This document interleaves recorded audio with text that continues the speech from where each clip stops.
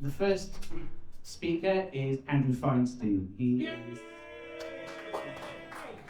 He's a writer, he's a campaigner, and he's a former member of parliament in South Africa for the ANC. He's the author of The Shadow World, which is about the global arms trade, and he's also the author of After the Party, which is about corruption in South Africa. So he's just going to speak for a few minutes, and thank you all for coming. Here we go.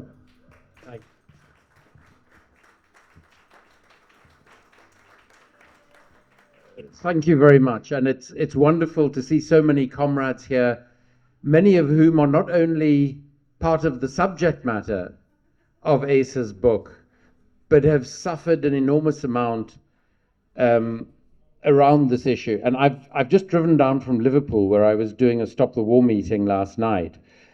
And sort of as I left the city, my route took me through Wavetree. So I sort of felt as though it was very symbolic that I was going from there to here. And I think the first thing we should do is congratulate and thank Asa for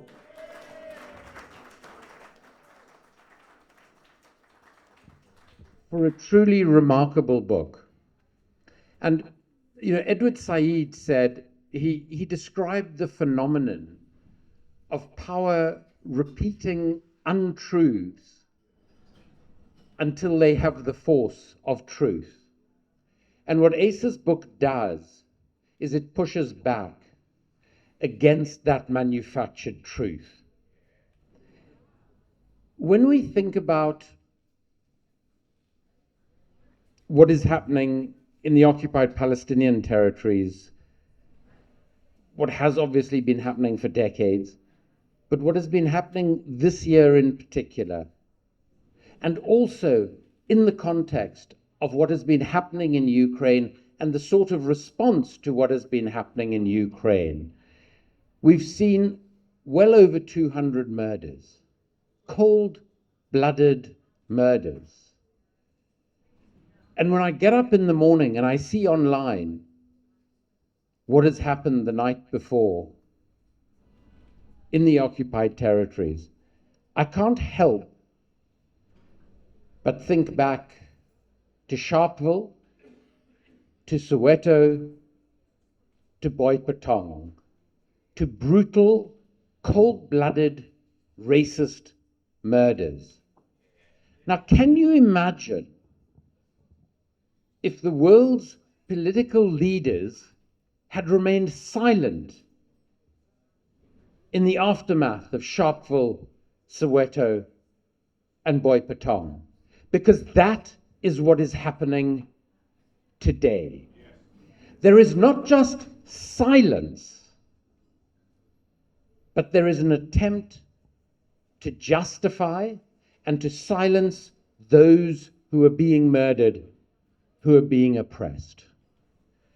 But I suppose we shouldn't be surprised, because of the intensity of the madness of our current moment. And I'm going to mention just a few things.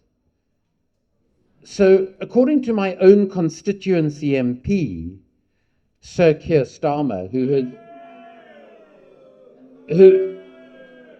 has already been rewarded by the establishment, we are not allowed to call the Israeli government fascist, even though they proudly identify themselves as such. The person in Sir Keir Starmer's party, who features very prominently in the book, who used that awful phrase, effing racist and anti-Semite,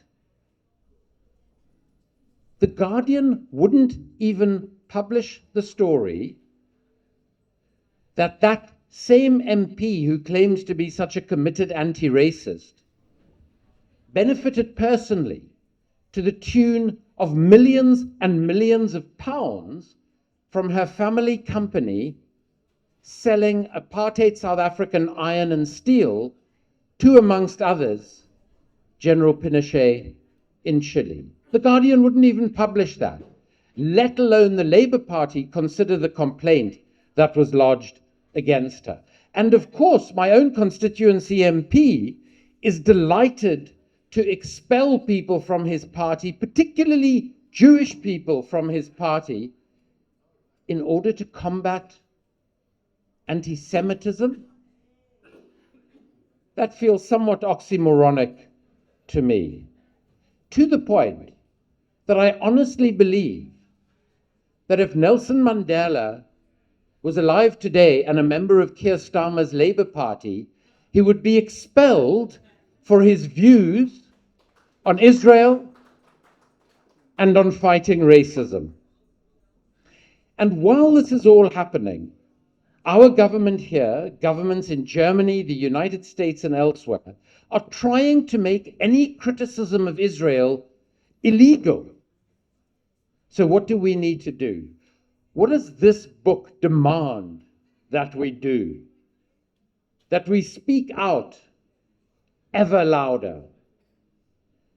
That when laws are enacted, making illegal boycotts or criticism of Israel or anti-Zionism, that en masse we defy those laws, and that most importantly, we engage in something we're going to hear about in a little bit, in direct action and in boycott, divestment, and sanctions, because that is what ended apartheid in South Africa, and that is what will end apartheid and occupation in Palestine. So